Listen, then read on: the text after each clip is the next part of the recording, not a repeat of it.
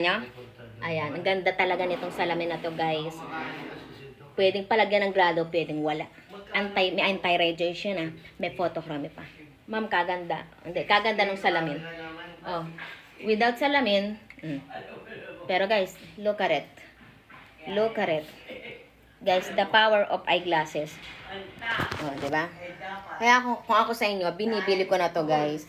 Hindi lang siya basta sa malabo mata kasi anti-radiation na rin siya.